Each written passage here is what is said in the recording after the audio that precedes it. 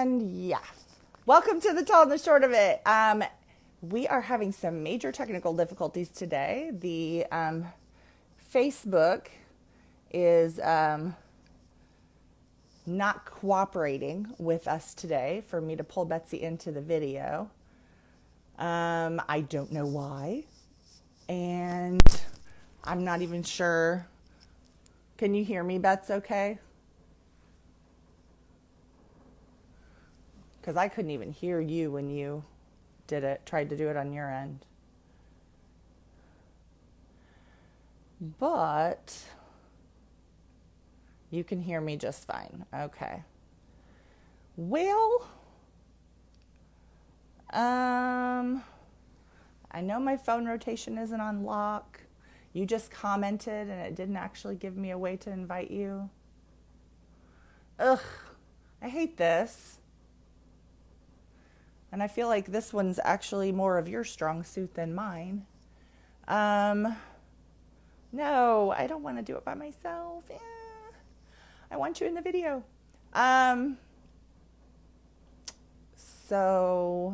Okay. Well, we're going to talk about behavior today. And maybe we'll figure out what the deal is later. Betsy can jump in and comment as much as possible because she helped me plan this one. So today, the month of December was for us to talk about behavior and what to do about it when you have behaviors of concern in your class that are disruptive or just really interfering with the educational process. So when we have a child with behaviors that we don't want to see, teachers need help creating a plan to shape or change that behavior into what they would prefer to see to help them be successful in the classroom. Because behavior can impede educational progress if it's getting in the way of their learning or other children's learning. So a lot of times when you're the teacher in the room, sometimes you can figure it out on your own, especially if you're pretty skilled and you've had training in behavior management and you feel really comfortable with behavior management for the most part. But sometimes behaviors need a new set of eyes on them, so they need a team approach. And when it comes to that point where between you and your fellow colleagues that you've just chatted with about it, and maybe your principal or somebody else who you've brought into the situation, a counselor, social worker, whoever, if you're struggling to really come up with a good plan to change that behavior, then we might need to have a conference and ask for what's called a functional behavioral assessment. That sounds like a big fancy term, but really all it means is, it's still going to have some pretty technical language in the definition, but we're going to explain that stuff. So functional behavioral assessment is basically a systematic analysis of a child's behavior to determine the reasons for the behavior and possible behavior supports to prevent that behavior in the future or to change it to behaviors that we'd prefer to see. So it's a systematic process, and you do need parent permission to do a functional behavioral assessment if it's going to be done by someone other than their classroom teacher, like their teacher record or their special ed teacher. If you're going to, like I said, special ed teachers gather behavior data on their students all the time. They're allowed to do that, especially if they have a behavior goal. But if this is something brand new, or maybe they've never had behavior problems before and then all of a sudden they do, if it's not something that we do on all kids, then it's something that we need parent permission for. So you would need to have a meeting with the case conference committee and say, you know what, I think we need a functional behavioral assessment so we can have a team approach to help changing this behavior so we can be successful. So how it starts is that before we can even have the functional behavioral assessment begin, we need to define what behavior is the problem. What is this behavior? Because we want to make sure that whoever's doing the assessment is looking at the right behaviors that we want to change. And we want to make sure that it's clear to everyone what those behaviors are. So you have to be pretty specific. So instead of saying, well, he just disrupts my class all the time, we ask the question, what does that look like? Tell me what that looks like when he's disrupting the class, because we need to really specifically define it. Is it that he's yelling out? Is it that he's out of his seat constantly? Is it that he taps his pencil and kicks his friends' desks? Is it that he uses the materials inappropriately? You have to get really specific about what that looks like instead of just saying disruptive. You can't say, well, he's insubordinate. Well, what does that look like? That looks like him telling you no, him swearing, him, you have to lay it out. He's aggressive. What does that look like? Is it kicking, hitting, spitting, punching? Is it with peers or just with staff? Is it, you have to really specifically define that so that when the person who comes in to do the functional behavioral assessment comes in, they know what you want them to measure. Okay, and what you want them to analyze. So, I don't know, Bets, jump in if you've got anything to add to that, because like I said, you do these much more often than I do. I've done many in my life, but special ed teachers are qualified to do these. Behavior coaches and people who've worked in like board certified behavior consultants, they're able to do it if your school's lucky enough to have one of those. You really need a school psychologist is able to do a functional behavioral assessment. But like I said, some special ed teachers are not real comfortable with this process and they count on other people. So, hi, Cody. So we have, like I said, if you have anything to add, Bets, go ahead and throw it in there. Then after we have that behavior completely defined, that's when the person will go into the classroom, at recess, at the lunchroom, at specials, wherever these behaviors are happening. Yes, you mentioned school psychologist, perfect. They will go observe the student in those behavior. I said it right. Yeah. So this is where the ABCs come in. So the A means antecedent. So the first thing is the person who's doing the FBA is going to watch and see what comes right before those behaviors of concern. So antecedent means before, something that occurs before. It's like a trigger, okay? So what triggers the behavior? So they might look to see if maybe no one's paying attention to that student, or is that student presented with an assignment, or is that student, this behavior only occurs when they're lining up. Look, what happens right before the problem behavior occurs. Then they actually watch the behavior and they document how it looked. And then that's the B. So B's for behavior. A is for antecedent. B is for behavior. C then is for not confidence. Consequence. I can't talk. Consequence. So what happened directly after the behavior? Now, it doesn't necessarily mean, consequence doesn't mean they got in trouble. Consequence could be that everyone ignored it. Consequence could be that the teacher told him to stop. Consequence could be that the kid behind him pushed him. Consequence could be that the other kids kind of moved away from him or got out of line. A consequence could be that that he was removed from the classroom. So it just depends on what caused the behavior, what was the behavior and what did it look like, and then what happened directly after that was reinforcing it. Because consequences are relative, or punishment even is relative. It's not a punishment unless it decreases behavior. So if whatever you're doing is increasing the behavior or keeping that behavior maintained, it's actually a reinforcer. I know that sounds confusing, but if every single time a student acts out and you get them in trouble for that and they keep doing it, you're actually reinforcing that behavior instead of punishing that behavior. I know that doesn't make a whole lot of sense to most people, but whatever you do that's making the behavior maintain or increase is actually a reinforcer. So that's what they are keeping track of. What's the trigger, what's the behavior, and what's reinforcing it. Okay? So they take tons of notes and data on everything they see. And when we say a systematic observation, that means it has to be like they measure like every 30 seconds, or they look, or they'll spend a 45-minute period or a 30-minute period, and every, 10 seconds or so, they look up and see what the child's doing. Or they, there's all kinds of ways you can do systematic observations, but there's a plan for how they're going to observe. And sometimes it may be just an ABC analysis is sometimes you're just writing down constantly what's happening in a narrative form. So you can see this happened, then this happened, then this happened, this happened, then this happened, then this.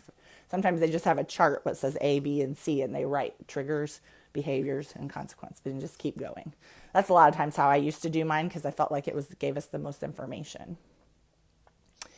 So then after they've done a ton of observations in all the environments where the child is showing this behavior, then they sit down and look for patterns. So is there certain triggers that are happening over and over and over again?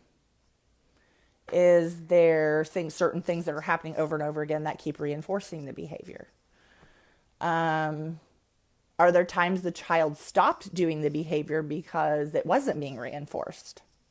I mean, that maybe they see that when they're with the music teacher, they're not having the behavior, but when they're with the art teacher, they are. Or maybe they have the behavior when they line up for lunch, but they don't have the behavior when they line up for the restroom. Or, things like that. They'll just look and see, how is it different? What's going on there? So then they determine the function. That's why it's called a functional behavioral assessment, is they need to determine the function of that behavior. Why are they doing it? What's maintaining or reinforcing that behavior so they continue to do it? And there's kind of a big four, but Betsy and I added a fifth one as we were brainstorming.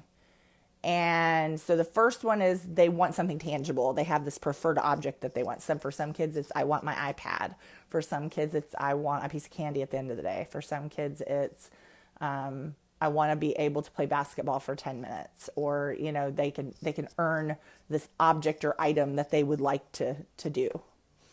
For some kids, it's escape or avoidance. They will do anything to avoid doing math or writing, or they don't like to go to art, or they, whatever it is, they will have the behavior right before it's time to go to that class, or right as soon as they are presented with an assignment.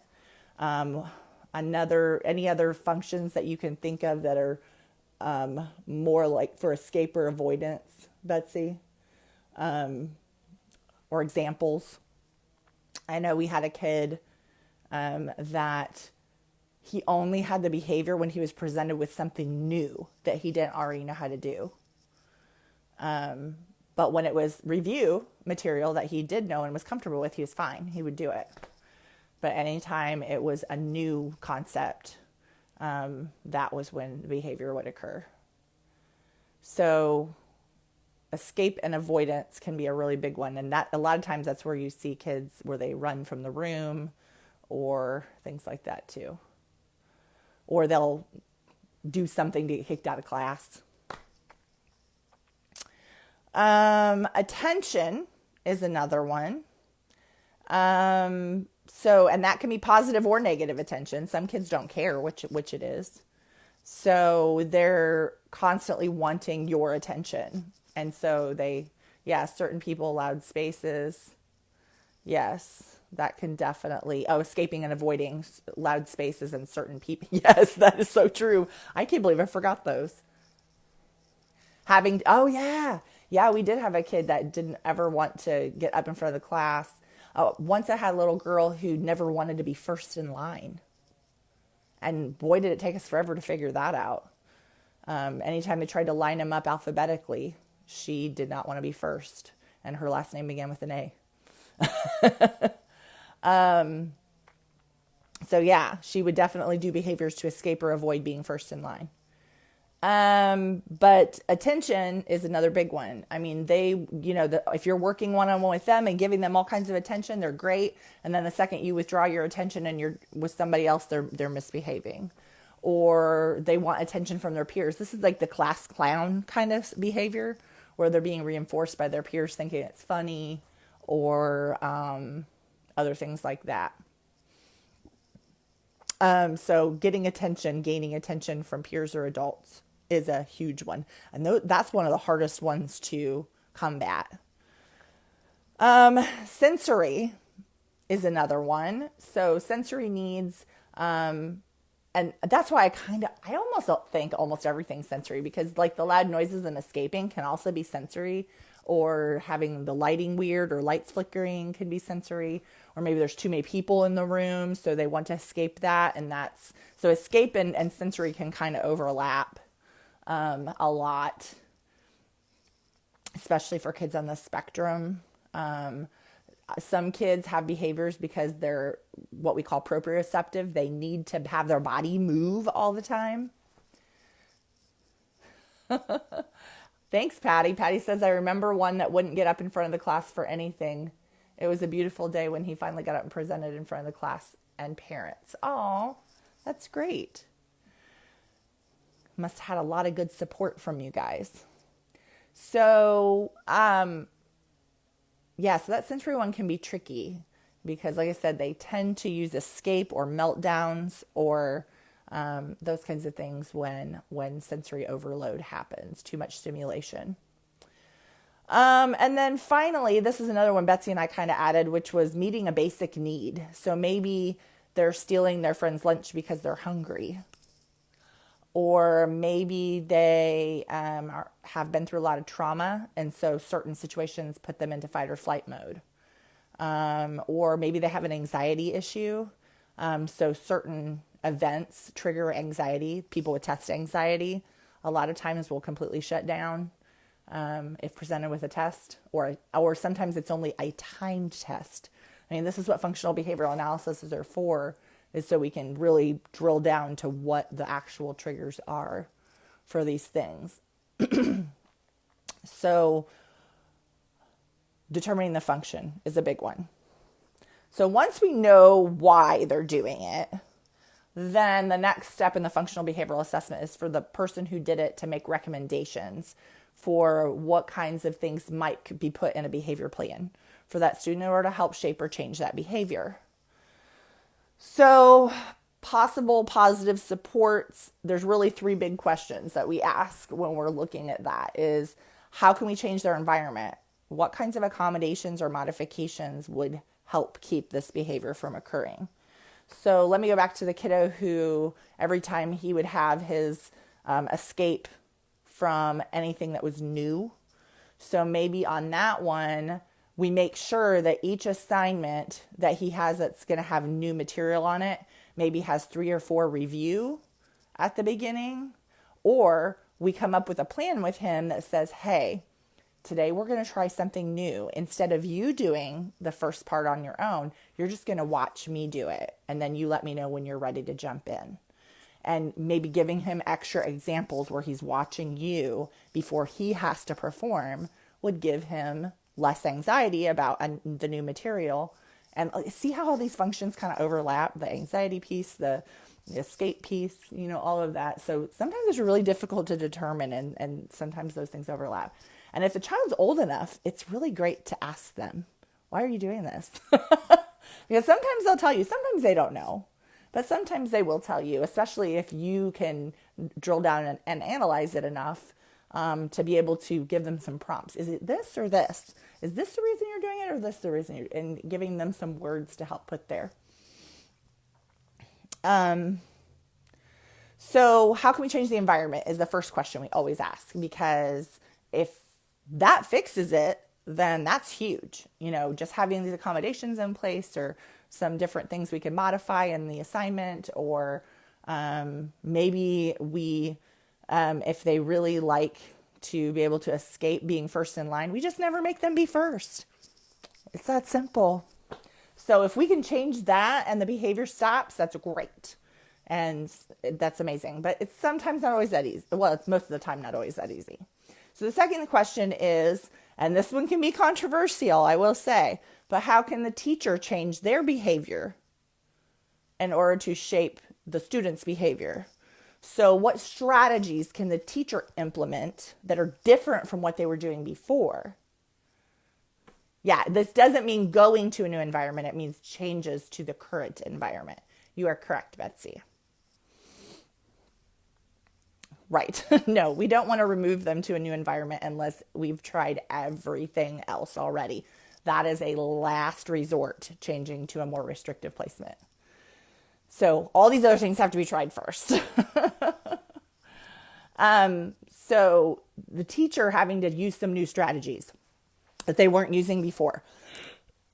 So a huge one is something that we'll say, but people don't always follow through with. One is pick your battles. Are there things we can ignore? And just, it'll go away. And I mean, sometimes they'll increase before they go down. But if we can ignore little things, then a lot of times that will extinguish those behaviors. So ignoring is a big one. Pre-correction is a big one. Giving them expectations before an event happens. If we know they have trouble walking in a line in the hallway, then we come to that student as soon as the class lines up and we say, all right, what are our rules about walking in the hallway? And we hands in pockets, give them what rules you want them to have. If you want them to walk with their finger here, or if you want them to, depending on their age, you want to do something that's appropriate. But you give them those expectations and then you let them know, hey, if you can make it all the way to music without behaviors, then, I'll give you this little tiger buck or whatever your mascot is that you reward people with. Or whatever, or maybe it's a high five. Some kids are great with just a high five or, hey, wow, good job. I'm so proud of you. We want to keep that, those kinds of things in place unless they don't work. But sometimes you have to put that little tangible in there until they're doing it consistently. And then, so pre-correction's a big one. Praise is huge. If you can be catching them being good a lot more than you're catching them being bad, and that's hard if that's not something you're used to doing. Making yourself find more reasons to praise than to say something negative. And then redirection, just in a positive way. If you notice they're doing something they're not supposed to be doing, instead of saying, what are you doing? And why are you doing that? And being upset, walk over and say, what do you need to be doing right now? And how can I help you get started? Or, hey, we're supposed to be doing this over here. Let's come on back over to this area. But being positive about it and showing that you're being supportive and helping change that behavior and not being negative. And then the final question after, how can we change the environment? How can the teacher use strategies to change behavior? Is what will that student work for? And this fits in with everything else. Sometimes, like I said, they'll work for praise. They'll work for high fives, fist bumps. Sometimes they'll work for lunch with their favorite adult. Sometimes they'll work for just a lot of different things. And Betsy's posting right now. It's the link to what's called a forced choice reinforcement survey. And what this is it's a survey you can actually sit down with a student and go through with them, and it gives them choices. So it might say, would you rather eat lunch with a friend or have a piece of candy? And it makes them pick. And they go through and the things are very different that they have to choose from through the whole thing. But at the end, it scores points for whether the thing was tangible, whether it was attention from an adult, whether it was peer oriented, whether it was praise and just verbal praise. But it gives points for each of the things that they chose and then tells you the thing that they would most want to work for. So if you're struggling with that, the forced choice reinforcement survey is huge, and it's very easy to use. The kids don't mind doing it with you because you just read it to them and ask them the questions and you mark all the answers. So again, those 3 questions for positive supports are, how can we change the environment through accommodations and modifications? How can the teacher change their behavior by using strategies to shape the student behavior into what we want to see. And then what will that student work for? So those three things are usually in the recommendations of an FBA, so that you can take all that information then and use that to create a behavior plan. There's one with pictures that Betsy posted too. So if you have younger students that would like to use pictures to take that forced choice reinforcement survey, that's great. Or if they're like lower and they don't have a lot of language and they can point at things, so that would be really good too. So that's the basics, the ABCs of FBAs, or functional behavioral assessments. And this kind of sets us up. Hopefully we'll have whatever glitch is going on with Facebook fixed by next week. But next Sunday, Betsy and I will be back to talk to you about behavior plans for elementary age students. So we're going to break it into 2 weeks of elementary versus secondary. So the first ones will be like those K through 5 kids, and then the second will be those middle and high school kids, because they're on completely different types of schedules. And so the behavior plans tend to look a little different and due to age appropriateness. So that is it for the tall and the short of it for this week. I hope that it wasn't super boring learning about the functional behavioral assessments, but that's pretty key. And I said a lot of parents out there don't really understand or know what they are. So if this has been helpful to you, let us know. If you have more questions about FBAs, or if you have more examples or things you'd like to add, please add those in the comments. We appreciate anything, you want to add to the conversation, and we want you to join that conversation every single time. So thanks, guys, for hanging in through our technical difficulties today.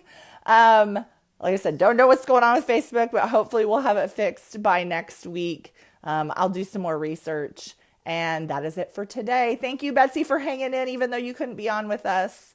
All right. Bye-bye.